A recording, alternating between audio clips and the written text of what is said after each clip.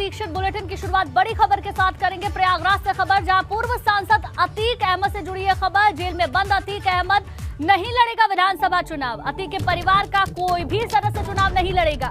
5 बार विधायक रह चुके हैं बाहुबली अतीक अहमद। अतीक और उनका परिवार AIMIM में शामिल हो चुका है, लेकिन ये बड़ी जानकारी सामने आ रही है, अतीक अहमद या फिर उनके परिवार का कोई भी सदस्य चुनाव नहीं लड़ेगा। पूर्व सांसद अतीक अहमद जो कि जेल में बंद है, ना तो वो चुनाव लड़ेंगे और ना ही उनके परिवार का कोई भी सदस्य चुनाव लड़ेगा। ये बड़ी जानकारी सामने आ रही है।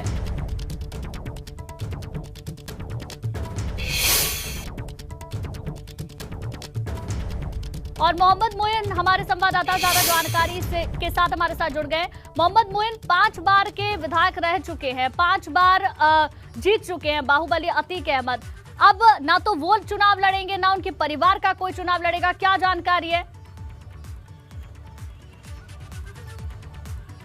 जी बिल्कुल, एबीपी गंगा के पास इस बात की पुख्ता जानकारी है कि बाहुबली अतीक अहमद या उनके परिवार का कोई भी सदस्य विधानसभा का चुनाव नहीं लड़ेगा। पहले ये संभावना जताई जा रही थी कि अतीक अहमद जेल से चुनाव लड़ सकता है या उनकी पत्नी शाइस्ता परवीन प्रयागराज के साथ ही साथ कानपुर कैंट सीट, मेरठ सदर सीट या कौशाम्बी की सिराथू सीट से चुनाव लड़ सकती हैं। लेकिन हमारे पास इस बात की पुख्ता जानकारी है कि पूरे परिवार ने चुनाव से तौबा कर ली है। विधानसभा चुनाव में अतीक अहमद या उनके परिवार का कोई सदस्य चुनाव नहीं लड़ेगा। हालांकि जो उनकी पत्नी शाइस्ता परवीन है वो MIM की स्टार प्रचारक रहेंगी, MIM के लिए प्रचार करेंगे और इसके साथ साथ असदुद्दीन ओवैसी ने जिन सहयोगी पार्टियों से समझौता किया है उसके लिए भी प्रचार करेंगे।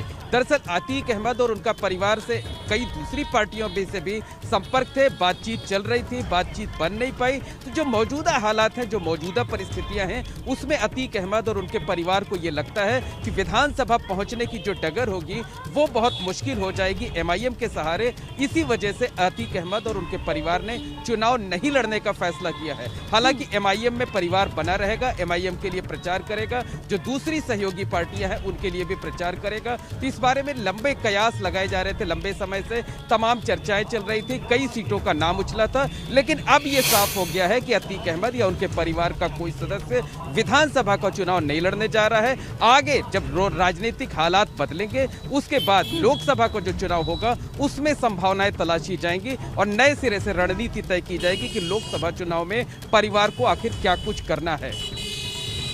चलिए ठीक है, बहुत बहुत शुक्रिया मोहम्मद मोइन तमाम जानकारी के लिए आपका। तो ये बड़ी खबर आपको बता दें, जहां पर अब चुनाव नहीं लड़ेंगे अतीक अहमद, ना तो वो चुनाव लड़ेंगे और ना ही उनके परिवार का कोई सदस्य विधानसभा का चुनाव इस बार लड़ने जा रहा है। आगे बढ़ते हैं। कल मुजफ्फरनगर में अखिलेश जैन की प्रेस कॉन्फ्रेंस, दोपहर 1 बजे दोनों नेता एक साथ एक प्रेस कॉन्फ्रेंस करेंगे। मुजफ्फरनगर के होटल में दोनों नेता प्रेस कॉन्फ्रेंस करेंगे। तो ये बड़ी खबर आपको बता रहे हैं, मुजफ्फरनगर में अखिलेश और जयंत की कल एक प्रेस कॉन्फ्रेंस दोपहर 1 बजे होनी है। आज मुजफ्फरनगर में जयंत चौधरी नजर आएंगे, अपने आप को मजबूत करने की कोशिश लगातार वहां से कर रहे हैं। मुजफ्फरनगर में हुए दंगों के बाद से RLD की पकड़ वहां पर कुछ कमजोर हुई है। आज वहां डोर टू डोर कैंपेनिंग करेंगे और साथ ही कल एक बड़ी प्रेस कॉन्फ्रेंस होगी दोपहर 1 बजे अखिलेश और जयंत चौधरी की। अविनाश हमारे संवाददाता ज्यादा जानकारी के साथ फोन लाइन पे जुड़ गए हैं। अविनाश, प्रेस कॉन्फ्रेंस कल होनी है, किसी खास मसले को लेकर क्या जानकारी इस प्रेस कॉन्फ्रेंस को लेकर आपके पास? ये देखिए, अगर बात करें तो बीते कल जिस तरीके से गृह मंत्री अमित शाह ने जाटों को साधने के लिए उनके साथ बैठक की थी और 2013 के दंगों का जिक्र किया गया था केंद्रीय राज्य मंत्री संजीव बलियान की ओर से और तमाम सारे जाट नेताओं की ओर से। अब अगर बात करें तो कल अखिलेश यादव मुजफ्फरनगर पहुंच रहे हैं, जयंत चौधरी भी आज मुजफ्फरनगर में है, वो आज रात मुजफ्फरनगर में रुकेंगे और कल अखिलेश यादव तकरीबन 12 बजे करीब मुजफ्फरनगर पहुंचेंगे, जिसके बाद दोनों नेता संयुक्त रूप से प्रेस वार्ता करके जो किसान आंदोलन के दौरान लोग मारे गए हैं उनके मुआवजे की बात करेंगे। 2013 के दंगों के जिस तरीके से भारतीय जनता पार्टी के नेता जिक्र कर रहे हैं उसको लेकर के अपनी बात रखेंगे और जाट समुदाय में जो नाराजगी है भारतीय जनता पार्टी को लेकर उसको लेकर के अपनी बात रखेंगे। तो ये तमाम सारे प्रमुख मुद्दे होंगे जिसको लेकर के दोनों नेता अपनी बात रखेंगे, क्योंकि जाट समुदाय को मनाने के लिए या साधने के लिए दोनों पार्टियां कवायद कर रही हैं। ऐसे में भारतीय जनता पार्टी के शीर्ष नेता ने जहां कल दिल्ली में जाट समुदाय के लोगों से मुलाकात की, तो ये जयंत चौधरी अखिलेश यादव कल संयुक्त रूप से प्रेस कॉन्फ्रेंस करके जाट समुदाय को साधने की बात करेंगे। चलिए ठीक है अविनाश, बहुत बहुत शुक्रिया आपका जानकारी के लिए। चलिए आगे बढ़ते हैं। बात अगली बड़ी खबर की। दागी पर सवाल उठाने वालों को सपा अध्यक्ष अखिलेश यादव का जवाब। भाजपा की सूची में ही दागी प्रत्याशियों के नाम है। अखिलेश यादव ने कहा, मोहम्मद आजम खान पर भाजपा की सरकार में ही अधिकांश केस हुए हैं। गायत्री प्रजापति की पत्नी पर एक भी केस नहीं है। ये बातें अखिलेश यादव की ओर से कही गई हैं। बड़ी खबर आपको बता दें, जिस तरीके से भारतीय जनता पार्टी जो सूची आई थी 159 प्रत्याशियों की समाजवादी पार्टी की ओर से, उसमें कई ऐसे नाम थे जिन पर सवाल भारतीय जनता पार्टी ने खड़े किए थे। अब उसका जवाब भी अखिलेश यादव ने दिया है। दागी पर सवाल उठाने वालों को सपा अध्यक्ष ने कहा, भाजपा की सूची में ही दागी प्रत्याशियों के नाम है। क्या कुछ कहा, सुनिए जरा।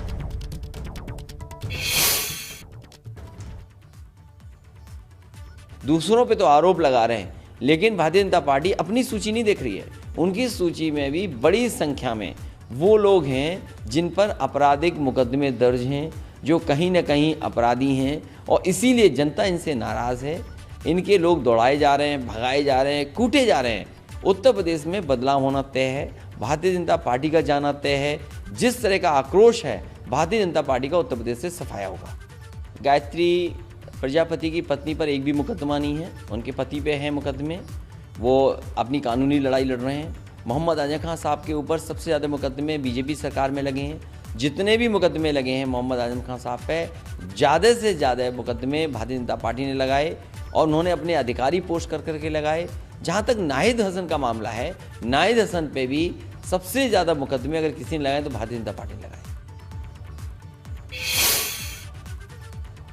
और इसी बीच एक और बड़ी खबर, डिप्टी सीएम केशव प्रसाद मौर्य ने अखिलेश यादव पर निशाना साधा है। जिस गाड़ी में सपा का झंडा, उसमें बैठका कोई गुंडा, सपा का नारा खाली प्लॉट हमारा, ये कहना है केशव प्रसाद मौर्य का। अखिलेश यादव पर उन्होंने निशाना साधा है। जिस तरीके से सूची को लेकर भारतीय जनता पार्टी पहले समाजवादी पार्टी पर हमलावर, और उसका जवाब अखिलेश यादव ने दिया, और उसके बाद एक और पलटवार डिप्टी सीएम केशव प्रसाद मौर्य की ओर से अखिलेश यादव पर हुआ है। कहते हैं, जिस गाड़ी में सपा का झंडा, उसमें बैठका कोई गुंडा, सपा का नारा खाली प्लॉट हमारा, ये कहना है डिप्टी सीएम केशव प्रसाद मौर्य का। ट्वीट किया है, ट्वीट भी बता देते हैं आपको। श्री अखिलेश यादव जी, यूपी की जनता नहीं भूली है। जिस गाड़ी में सपा का झंडा, उसमें बैठा रहता है कोई गुंडा, समाजवादी पार्टी का नारा खाली प्लॉट हमारा, ना गुंडागर्दी ना भ्रष्टाचार, फिर एक बार भाजपा सरकार। तो वार पलटवार का दौर लगातार जारी है। ट्वीट वॉर भी अब शुरू हो चुका है। भारतीय जनता पार्टी के हमले के बाद अब अखिलेश यादव ने बीजेपी पर निशाना साधा, और उसके बाद केशव प्रसाद मौर्य ने ट्वीट करके एक बार फिर से अखिलेश पर निशाना साधा है। आगे बढ़ते हैं। प्रतापगढ़ में डोर टू डोर कैंपेन कर रहे मंत्री मोती सिंह ने मुलायम सिंह यादव पर बड़ा हमला किया है। मंत्री मोती सिंह ने कहा कि मुलायम सिंह की आदत बेईमानी करके चुनाव जीतने की रही है, और जब पिता ऐसे हैं तो बेटे अखिलेश सही नहीं हो सकते। अखिलेश को औरंगजेब नजर आते हैं। मोती सिंह ने दावा किया कि बड़े बहुमत के साथ भाजपा सरकार बनाने जा रही है।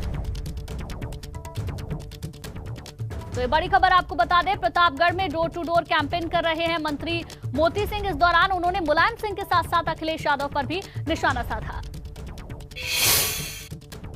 तो मंत्री हैं तो फिर एक विधानसभा क्षेत्र तक आपका दायरा सीमित नहीं है।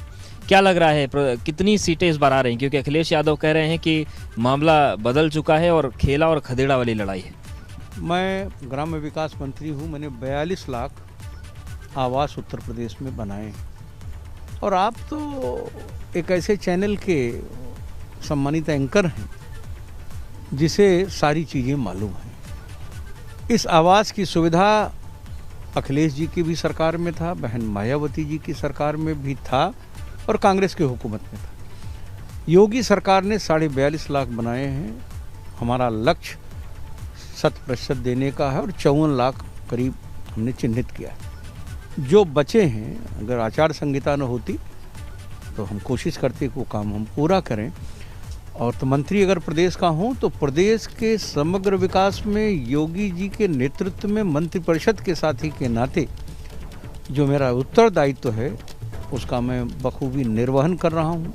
क्या आकलन है सीटों को लेकर, कितनी सीट ला रहे हैं हम लोग? मैं कहने जा रहा था, अखिलेश यादव जी ने औरंगजेब के इतिहास को बड़ी मजबूती से जनता के सामने रखा है। शाहजहां की बड़ी तमन्ना थी कि अपनी महबूब पत्नी को उन पत्थर की इमारतों में वो देखना चाहते थे। औरंगजेब ने उन्हें पदस्थ किया, कैद किया और एक ऐसा सुराग बनाया जिससे उस कैदी के रूप में उनकी वालदा को वहाँ से देखें और ताजमहल की उस तामीर पर वो कदम न रख सकें। तो जो आदमी अपने परिवार को सजो न सका, जो आदमी उत्तर प्रदेश को बिजली न दे सका, जो आदमी नहर का पानी न दे सका, जो बेहतर तालीम न दे सका और हिंदुस्तान की बेटी को जो सुरक्षा न दे सका, वो कहता है हम उत्तर प्रदेश के मुख्यमंत्री बनेंगे। वो मुंगेरी लाल का सपना है। हम 325 सीट के साथ उत्तर प्रदेश में सरकार बनाए थे। तो मंत्री मोती सिंह को यहाँ पर आपने सुना, उनका कहना है कि अखिलेश यादव मुंगेरी लाल के हसीन सपने देख रहे हैं। आगे बढ़ते हैं। यूपी की चुनावी रणभूमि में इस वक्त सियासी वार पलटवार तेज है। इस बीच अखिलेश यादव ने भाजपा सरकार पर बड़ा हमला बोला है। सपा अध्यक्ष अखिलेश यादव ने प्रयागराज में छात्रों पर पुलिस के लाठीचार्ज के मुद्दे को चुनाव का बड़ा मुद्दा बताया। उन्होंने कहा हर बूथ पर यूपी का यूथ इस अपमान का सरकार को जवाब देगा। देखें, जब भी नौजवान अपनी नौकरी मांगने आया, अपने हक के लिए आया, यहाँ की सरकार ने उसे लाठी दी है। नौजवान को यहाँ अपमानित होना पड़ा है और ये बड़ा दुर्भाग्य है कि किस तरीके से पुलिस जहाँ छात्र थे, जहाँ नौजवान थे, उन्हें ढूंढती रही। हॉस्टल थे तो हॉस्टलों में जाकर के तोड़फोड़ की, बटों से मारा है। कमरे अगर किराए पे लेकर के रह रहे हैं तो कमरों में घुस गई पुलिस, उनके मोहल्ले में लगातार घुसती रही और इतनी फोर्स का डिप्लॉय होना, ये लगातार सरकार ने नौजवानों को अपमानित किया। जिन नौजवानों ने रोज़गार मांगा उन्हें लाठी मारी सरकार ने। परीक्षाएं यहाँ पर रद्द हुई हैं, परीक्षाओं के पेपर आउट हुए हैं। इस सरकार के खिलाफ नौजवान इस बार दिखाई दे रहा है। और गणतंत्र के दिवस की ईद पर, मान लीजिए आज गणतंत्र दिवस है और कल ही ये घटना हुई हो, ये दुर्भाग्य है कि हमारा संविधान, हमारा देश तभी आगे बढ़ेगा जब नौजवानों का भविष्य बेहतर हो। ये नौजवानों के भविष्य को लाठी मार रहे हैं, नौजवानों को अपमानित कर रहे हैं। इस बार एक एक यूथ हर बूथ पर भारतीय जनता पार्टी को हराने का काम करेगा। आज से भाजपा के कई दिग्गज नेता पश्चिमी उत्तर प्रदेश के कई जिलों में सीधे जनता के बीच जाकर जनसंपर्क अभियान की शुरुआत करेंगे, जिसमें केंद्रीय गृह मंत्री और पश्चिमी यूपी में भाजपा के चुनाव अभियान की कमान संभाल रहे अमित शाह गौतम बुद्ध नगर और मथुरा में होंगे। मुख्यमंत्री योगी आदित्यनाथ बिजनौर और मुजफ्फरनगर का दौरा करेंगे। वहीं डिप्टी सीएम केशव प्रसाद मौर्य हापुड़ और यूपी भाजपा अध्यक्ष स्वतंत्र देव सिंह मेरठ में होंगे, जबकि डिप्टी सीएम दिनेश शर्मा अलीगढ़ में घर घर जाकर प्रचार करेंगे। आपको बता दें कि अमित शाह आज लगातार दूसरे दिन पश्चिमी यूपी में जाटों को साधने की कोशिश करेंगे। बुधवार को भी अमित शाह जाट नेताओं के साथ में थे और आज गौतम बुद्ध नगर और मथुरा पहुंचेंगे, जहां भारतीय जनता पार्टी के पक्ष में माहौल बनाने की पूरी कोशिश होगी।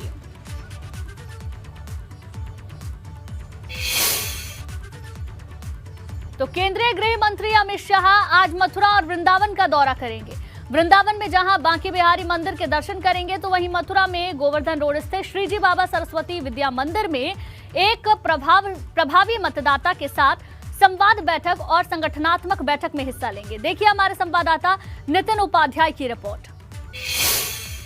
10 फरवरी को उत्तर प्रदेश में पहले चरण का मतदान होना है। 11 जिलों की 58 सीटों पर वोटिंग होनी है। तो वहीं दूसरी तरफ बीजेपी पूरी तरह से एक्टिव है और एक तरफ जहां तमाम दल अभी तक वर्चुअल रैली, वर्चुअल संवाद कर रहे हैं, तो वहीं धरातल पर बीजेपी के कहा जाए पूरा संगठन उतर चुका है। और इसी क्रम में आज मथुरा में, वृंदावन में केंद्रीय गृह मंत्री और कहा जाए बीजेपी के चाणक्य कहे जाने वाले अमित शाह आज मौजूद रहेंगे। करीब 4 घंटे का उनका कार्यक्रम है और सबसे पहले 11 बजे वो वृंदावन में बांके बिहारी मंदिर पहुंचेंगे, वहां वो पूजा अर्चना करेंगे और उसके बाद वो करीब 11:15 बजे वो मथुरा पहुंचेंगे। मथुरा के श्रीजी बाबा जो सरस्वती विद्या मंदिर है गोवर्धन रोड पर, वो वहां पहुंचकर एक प्रभावी मतदाता बैठक लेंगे। प्रभावी मतदाता बैठक यानी ऐसे मतदाता जो प्रबुद्ध वर्ग से आते हैं, जिसमें डॉक्टर हैं, प्रोफेसर हैं, समाज सेवी हैं, पत्रकार लोग हैं, जो कहा जाए कहीं ना कहीं ओपिनियन मेकिंग का काम करते हैं, उनके साथ संवाद करेंगे सुरक्षा की दृष्टि से किस तरह से DFMD भी लगाया जा रहा है, तमाम जो पुलिस फोर्स है वो भी सुबह सुबह यहाँ मौके पर पहुंच चुका है। इसके साथ ही न केवल अमित शाह आज मथुरा में है, बल्कि कहा जाए मुख्यमंत्री योगी आदित्यनाथ से लेकर राष्ट्रीय अध्यक्ष JP नड्डा, दोनों मुख्यमंत्री, इसके साथ ही राजनाथ सिंह और भी तमाम जो बीजेपी के तमाम जो पदाधिकारी हैं पश्चिमी उत्तर प्रदेश में आज उनके अलग अलग शहरों में उनके तमाम कार्यक्रम नजर आ रहे हैं। पश्चिमी उत्तर प्रदेश में पिछले 2017 के चुनाव में बीजेपी को कहा जाए अपार सफलता मिली थी, और इस बार जिस तरह से कहा जाए जो किसान आंदोलन के बाद जिस तरह से कहीं ना कहीं जो बीजेपी का जो समीकरण गड़बड़ाया है उसको बीजेपी कहीं ना कहीं ठीक करने में जुटी हुई है। यही वजह है कि कल अमित शाह ने पश्चिमी उत्तर प्रदेश के तमाम जो कहा जाए प्रभावी जाट नेताओं के साथ भी एक बड़ी बैठक की थी, और जिसमें उन्होंने जयंत चौधरी से भी कहा था कि आप पाला बदल लें, गलत पार्टी से आप जुड़े हुए हैं। हालांकि उस पर भी राजनीति देखने को मिली। तो कुल मिला के कहा जाए वेस्ट यूपी को पूरी तरह से मथने के लिए बीजेपी तैयार है, और ऐसे में 10 फरवरी को 11 जिलों की 58 सीटों पर मतदान होना है। इसके लिए जो तैयारियां हैं बीजेपी ने काफी तेज कर दी हैं। मथुरा से नितिन उपाध्याय, ABP गंगा।